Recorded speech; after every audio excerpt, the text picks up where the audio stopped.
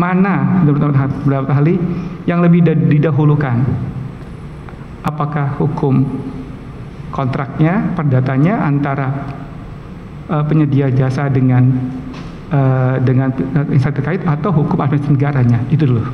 Ya, dalam hal ini helikopter sudah diinspeksi oleh si instansi terkait dan menyatakan bahwa hasil inspeksinya itu 98%. Keberatan yang mulia, mohon izin yang mulia. Apakah jaminan yang diberikan dalam bentuk garansi ataupun bond ataupun bank garansi namanya, baik itu dari mulai tender, pelaksanaan, performance, sampai juga tanpa pemeliharaan, itu sudah mencakup untuk mengurangi ataupun mengeliminir risiko kerugian negara tersebut? Oh iya.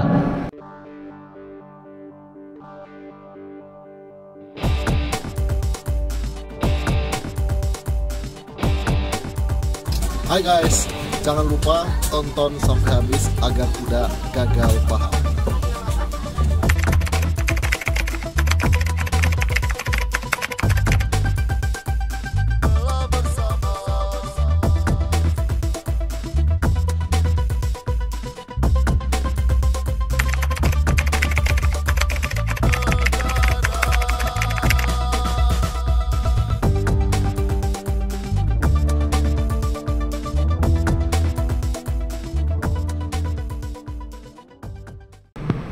Silakan dilanjut.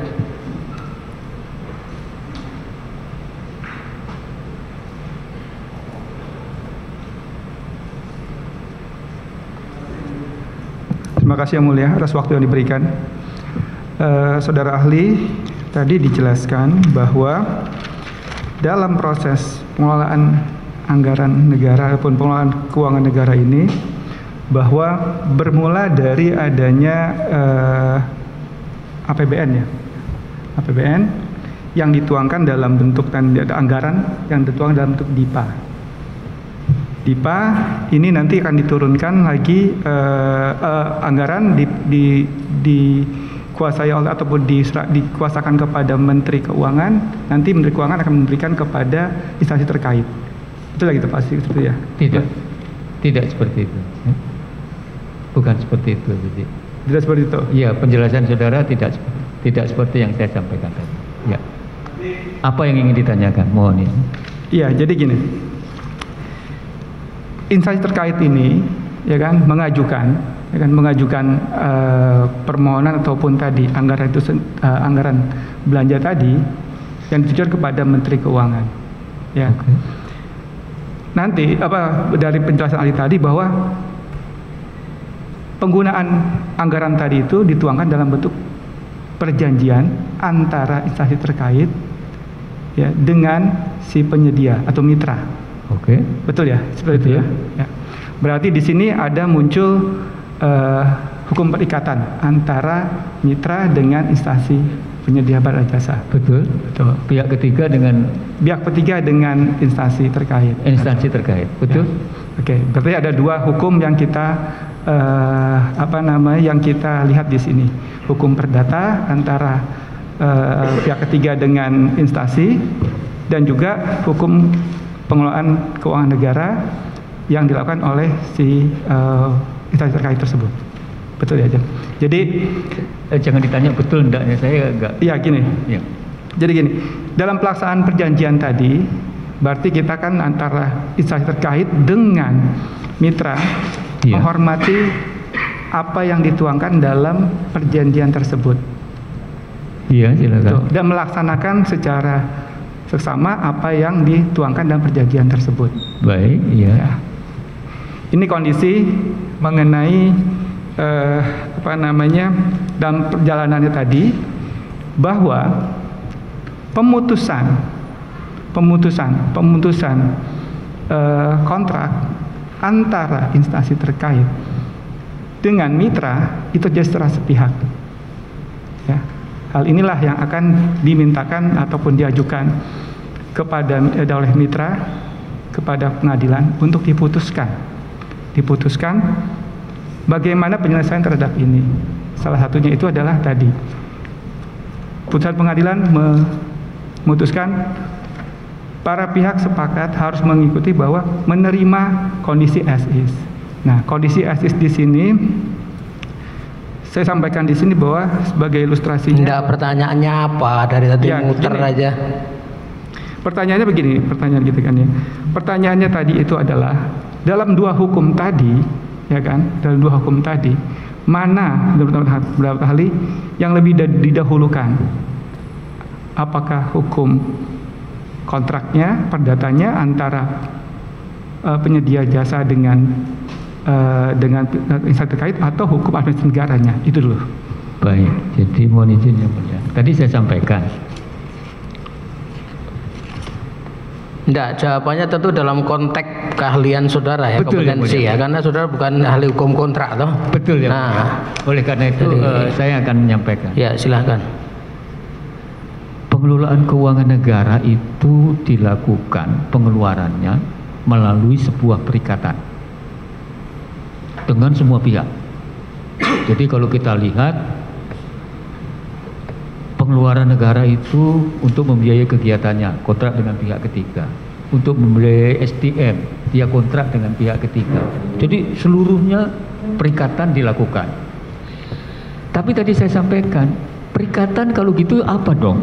Perikatan adalah sebuah alat bagi pelaksanaan anggaran negara. Jadi ingat bahwa perikatan adalah alat dalam pelaksanaan pengeluaran negara, dan perikatan itu harus mencerminkan kaidah-kaidah hukum keuangan negara. Karena seperti yang tadi saya sampaikan, kaidah keuangan negara mengatakan 1 Januari 31 Desember. Bisa nggak kita bikin kontrak 1 April sampai 31 Maret? Jawabannya nggak bisa. Artinya apa? Anda boleh taruh apa saja di situ, tetapi bahwa isinya tidak boleh menyimpang dari kaidah-kaidah baku hukum keuangan negara.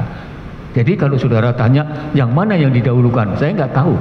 Tetapi bahwa kontrak itu adalah sebuah cerminan kerjasama pelaksanaan anggaran yang mau diwarnai oleh kaidah-kaidah hukum keuangan negara. Itu jawabannya. Baik, terima kasih. Berikutnya mengenai tadi disebutkan bahwa intinya, ahli menyatakan bahwa intinya pemerintah tidak mau beresiko dalam melakukan suatu kegiatan dalam pengadaan ataupun ini. Tidak ada pemerintah mau berisiko. Pemerintah kalau mau mengadakan, kata kuncinya cuma satu, saya mengadakan, barangnya harus ada. Berarti yang saya tangkap di sini mungkin dapat diinikan bahwa pemerintah mengupayakan tidak terjadi kerugian pada negara. Bukan pemerintah, semua pejabat harus melakukan tindakan-tindakan untuk menghindarkan terjadinya kerugian negara. Okay. Nah, tindakan-tindakan itu caranya sederhana. Di situ ada kaidahnya, ya kan? Ada good government governance. Nah, good government governance itu secara operasional dituangkan di dalam standar operating prosedur, operasionalisasinya. Nah, setiap orang ikutin saja SOP, maka good government governance itu terpenuhi. Jadi nggak ada pemerintah punya keraguan akan itu, tidak. Justru orang-orang yang memegang uang itulah yang harus mengupayakan. Kalau pemerintah firm, saya mau beli A, karena itu keinginan rakyat. Ya, untuk menjaga tadi ya, saya menanyakan pendapat ahli untuk tadi bahwa pembayaran dilakukan oleh instansi terkait berkaitan dengan barang jasa yang dia terima, ya, itu harus equal paling tidak kan, uang yang dikeluarkan dengan barang yang diterimanya. Betul, itu keseimbangan itu. Keseimbangan itu ya, tadi ya. Nah, dalam hal ini adanya jaminan. Saya menanyakan, apakah jaminan yang diberikan dalam bentuk garansi ya, ataupun bond ataupun bank garansi namanya, ya, baik itu dari mulai tender, pelaksanaan, ya, performance, ya, sampai juga tanpa pemeliharaan, ya, itu sudah mencakup untuk mengurangi ataupun mengeliminir risiko kerugian negara tersebut. Oh iya, contoh misalnya ketika tender itu sudah ada itu jaminan ikut lelang. Soalnya kalau enggak, kita undang orang datang mendaftar 100, gitu giliran 2 bulan mau dilaksanakan tender, yang datang cuma 2, rugi negara, ya kan? Ya. Jadi kegiatan nggak ada. Jadi dari situ sudah negara sudah jaga. Dari jaminan kontrak aja ya, jaminan penawaran itu aja udah negara sudah menghitung terjadinya kerugian. Kelihatan sekali itu. Ya. Ya, dalam prosesnya, dalam ilmu administrasi keuangan negara ini, apakah jaminan yang masih efektif, ya, dalam arti garansi yang masih efektif itu, ya kan, dapat mengeliminir dan menyatakan bahwa ini sudah terjadi kerugian negara, padahal masih di-cover oleh jaminan tadi. Jadi jaminan itu kan ada dua aspek yang harus kita pahami. Pertama, eksistensi. Jaminan itu betul nggak eksistensinya? Ada nggak? Yang kedua, value. Dia representatif nggak untuk melihat dengan jumlah yang merugikan negara itu, kerugian yang mungkin terjadi. Kalau dia tidak terpenuhi, ya terjadi kerugian negara. Kalau terpenuhi berarti enggak. Tidak. Cuman kita harus melihat jaminan itu apa sih yang Anda maksudkan, untuk menjamin apa? Ya, kalau menjamin sebuah kejadian, jadi misalnya jaminan kontrak, berarti kontrak harus dilaksanakan. Ya. Kalau kontraknya tidak dilaksanakan, hilang. Ya, default. Ya kan? Ya. Tapi artinya ketika kontrak itu tidak benar, ya jaminannya ya bukan di situ, karena dia hanya menjamin bahwa dia melaksanakan kontrak, tapi nggak ada kaitannya dengan pelaksanaan itu. Karena kerugian negara ya nanti lain lagi. Ya. Oke, baik. Satu lagi ahli, dalam hal kerugian negara itu ada dua hal yang harus terpenuhi, yaitu tidak terpenuhinya tujuan dan manfaat. Betul seperti itu? Betul ya. Kita lebih spesifik lagi bahwa tujuan ini misalnya instansi terkait membeli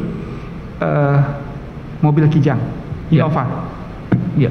Ya. Mobil ini tujuan untuk membeli mobil Innova, manfaatnya untuk mengangkut orang dan barang. Ya. Ya. Setelah inspeksi dilakukan sebelum penyerahan, dilakukan oleh si instansi terkait, bahwa mobil sudah jadi, sudah diinspeksi, kalau di persentase sudah 90-98% malah dikatakan seperti itu. Apakah dalam kondisi tersebut masih dapat dinyatakan bahwa terjadi default, ya kan, yang merugikan kerugian negara, ya kan, karena tadi adalah pemutusan kontrak dari salah satu pihak, yaitu dari pihak si pemberi kerja tadi. Itu kita nggak bisa membuat analogi yang satunya sederhana, satunya rumit. Kan ini membeli helikopter dan Anda memberikan contoh analoginya Kijang, mobil Kijang itu sederhana sekali kan. Padahal kalau helikopter itu kan kita melihat alat untuk menghitung altitude, untuk menghitung kecepatan tertentu, itu kan luar biasa itu, dan itu nggak semua orang. Ya, dalam hal ini helikopter sudah diinspeksi oleh si instansi terkait dan menyatakan bahwa hasil inspeksinya itu 98%. Keberatan yang mulia.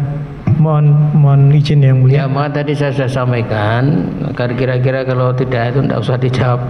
Karena udah menyangkut teknis. Yang itu tidak dikuasai oleh ahli kan? Iya, baik yang mulia. Ya. Baik mulia. Kita tidak bicara teknis, kita cuma bicara persentase saja. Barang tersebut sudah 98% disampaikan oleh si instansi yang terkait, si pembeli, ya kan? Nah, dalam hal ini, ya kan, pembayaran yang dilakukan, ya kan, baru sekitar tadi 50 atau 60%, ya kan. Apakah kondisi tersebut barang yang sudah jadi 90% dengan pembayaran 60% masih juga bisa dikatakan adanya kerugian negara? Jadi gini, kalau tadi saya sampaikan barang yang mau dibeli itu terpenuhi enggak? Gitu. Jadi tadi saya berikan contoh yang tampak sekali, hambalang. Hambalang itu diserahkan tapi tidak akan pernah bisa kita terima. Kenapa? Hambalang secara konstruksi benar, tapi dibangun di tempat yang salah, gitu loh. Jadi kalau dilihat dari segi konstruksi benar, tapi dibangun di daerah yang tanahnya itu bersifat clay shell.